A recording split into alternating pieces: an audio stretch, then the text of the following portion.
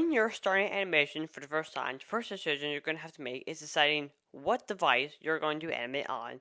And your decision basically boils down to four options: a phone, a tablet, a laptop, and a computer. Now, all these devices have a lot of things that could make them good or bad for animation. They both have strengths and weaknesses to other devices here, and many more. So that's why in this video, where I'm going to determine and decide which one of these devices is actually the best for creating animation. And at the end, we will decide what is the best and what is the worst device for creating animation. Let's get into it.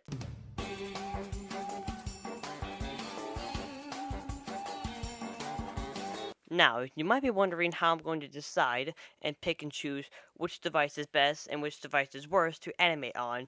Well, I've came up with 10 qualifications slash categories that I've put these things in, so then we can choose which one's the best, which one's the worst, which one fits the category the best, and which one fits the category the worst. Starting with the first qualifications, what device is best to be drawn on by hand? Okay, no drawing tablet, none of this, just hand drawing animation, drawn by hand.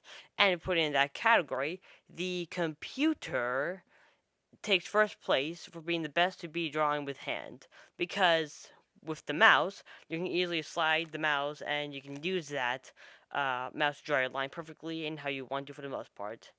And then for second place, it's the tablet, because while you have drawing by hand, it is a bigger screen than a phone, which is third place, because it has a smaller screen.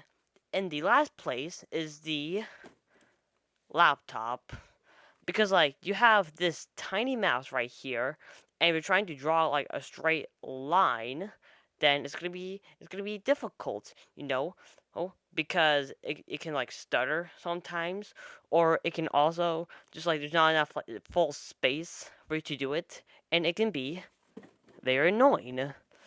So that's the first category. Now on to the second one. Now before I continue, I want to explain two things. First of all, this is the same day I'm recording this, so don't know what you're thinking. And second of all, you're probably wondering how I'm going to keep track of the points. It's called a sheet of paper and a Sharpie. Whichever like one has the most points in the end is the worst. Whichever one has the least points in the end is the best. That's how we're keeping track. Deal with it. Now the second qualification is which device is better drawn with the materials, like a microphone or a drawing tablet. Now this is coming into play. With doing that, the best things to use with that drawing tablet is obviously a computer and a laptop, because there's the main things. And that means the phone and tablet. What do they fall on the spectrum qualification thing? Well, believe it or not, you can actually plug a drawing tablet into a phone and a tablet. I didn't even know that. Yeah, you learn something new every day, apparently. So for this, we're gonna put a drawing tablet as at number 3, because while you can plug drawing tablet in, it doesn't have a big enough screen as a laptop. And phone is going to go at last place, at 4th place, just because of its screen size. There's no second place for this one, because computer and laptop, they can go in the same thing, same category. Qualification number 3 is the affordability. How much will the device cost? How much will like a phone or a laptop cost? How much will this cost if you want to animate on a laptop? Well, the answers are actually quite shocking, because the least expensive device is a tablet, costing around $350 if we're rounding up. And for a laptop, it's costing around $500. For a computer with a mouse, including the mouse, it is $600 to $700. And the phone is $800 for an average cost. That's honestly kind of great. You would think the computer and mouse, well, the computer and laptop would be like the most expensive because of their size, but the phone is actually the most expensive. So if you want to get a phone solely just to animate on it, don't, it's cheaper just to buy a tablet which has a big enough screen, kind of. The fourth category is movability. How easy is it to like move around, carry around? Let's say I want to carry this laptop to like my dad's house, or I'm carrying it across like the world, or something like that. Well, in that case, then the phone obviously wins because of the size of being this. And tablets obviously comes at number 2, also because of its size, and then as you can expect, laptop gets number 3, and computer gets number 4. Now, the reason laptop is ahead of computer is computer, if you're also thinking of the materials, which is also the computer and the keyboard and mouse, then it's going to be a lot to carry. It's kind of large, if you didn't know that. Category number 5, yes, number 5, we're almost halfway done, is unbreakability. Yes, that's a word. It's basically testing which one of these are like the least breaking. I mean, you don't want to just be like carrying around like a device that has like all your drawing stuff on it, then suddenly it falls, and then you ruin like 5 hours or days or months of work. So, in that category, I'm going to give first place for that to the tablet. Mostly because it seems to be the most that's protected, that can be protected. And phone, obviously, number 2. But the reason the phone's also not at number 1 is because if that phone hits like the corner, if you like drop a phone and it hits the corner on its side, then it's just gonna shatter. The screen's gonna shatter. Okay, hear me out. With my like brain researching and analysis, stuff like that, and your commentary animated character, we can be a great team. Here, I'll show you something right now. Oh, dang it! Drop my phone again. This is something too big.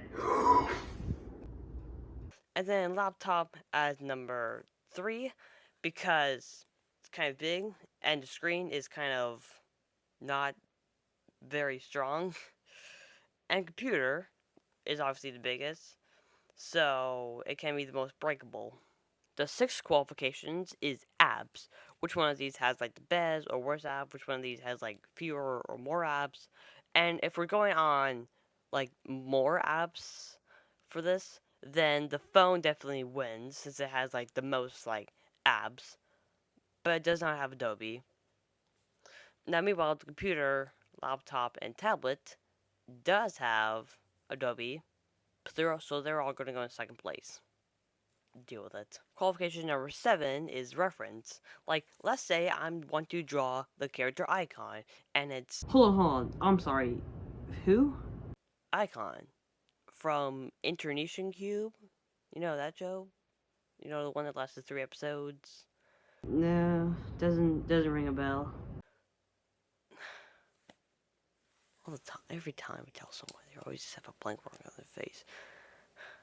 Anyways, when you're trying to draw that, you need like a reference so that you can draw that, or like something to look at to reference from when you draw that. And if we're going in that case, the computer and laptop both wins because if you're doing it on like on either of those, you can open a tab next to the side, and you can reference from that while you're drawing it, so it can be the easiest. And then for number 3, third place, no second place, I'm going to place the phone there. I'm placing the phone at number 3, not number 4, because I feel like it's easier to reference from a phone than a tablet because of room. Like, tell me, like, let's say you want to draw something on a laptop, but you don't want to open another tab. It's easier to place a phone here than it is a tablet without like pressing all of the keys, especially if it's on a stand. Multiple times when I'm like drawing some stuff, I have a phone, that phone, right next to it, and then I pull a picture, so then I can like reference back to those, and then draw that if I don't want to open another tab. So in that place, tablet is gonna go in last place. Sorry. Eighth category is looks. How cool does it look when you're like working on it? And this is kind of pointless. I'm going to show you the results here. Okay, next segment. this one is kind of pointless. I don't know why I added this.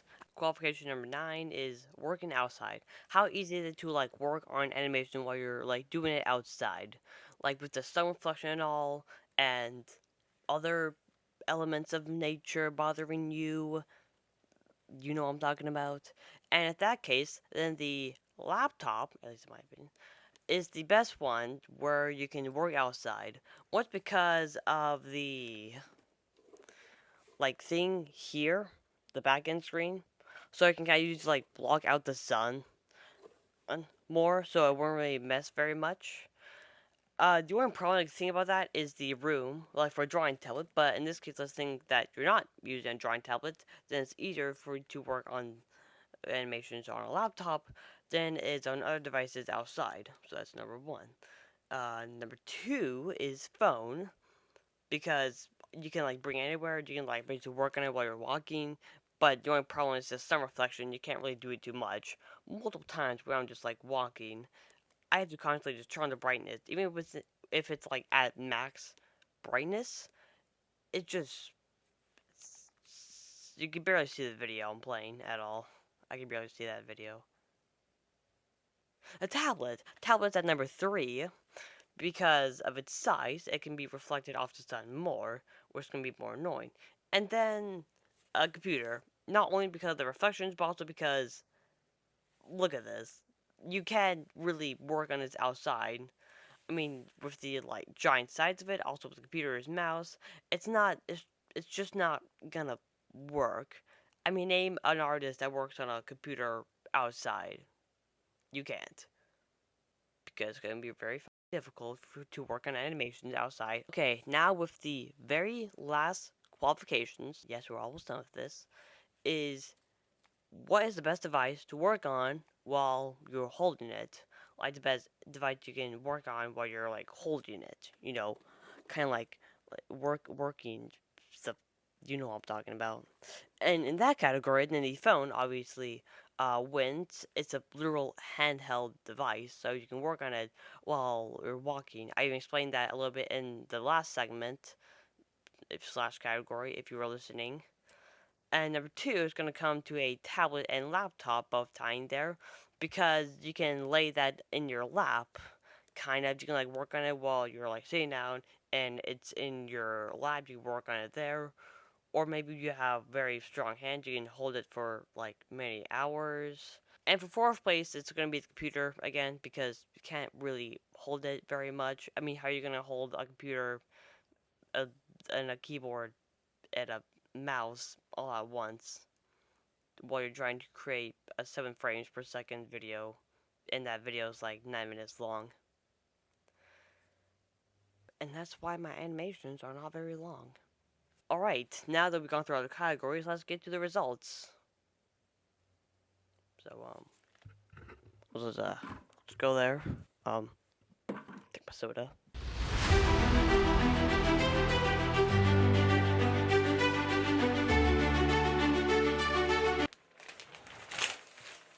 It's wet in here. So, after tallying up all the points and, that stuff, I've gathered all these things on this brand new, freshly wrapped toilet paper that I did not drop. Anyways, so the tablet and phone I counted had the lowest points at 23. So does that mean they're both the best? Do we need to do like a tiebreaker? I don't know. Anyways, coming in at 24 points, coming in 2nd place, or 3rd place, whatever you want to say, is the phone. Really thought that would be lower, actually. And then, in last place, is the computer, with 25 points. It has gotten the most flaws, the most major flaws, out of all of the other things. It was either just a hit or a miss for the computer, either being really good at it, the best at it, or just being the absolute worst at it. So, that's it, right? The computer's the worst, and the tablet / laptop is the best, right? No, that's not right. In fact, this information is garbage. Let me explain why. Now, something you need to know about the research I did was that it came from two places. The first place being online by just looking stuff up, like, for example, the prices and other things about it. The second place my research came from was from personal experience because I use all of these devices to animate stuff. I use the iPad to animate all the episodes of Mixed Objects that I've made, which I do not recommend you watch.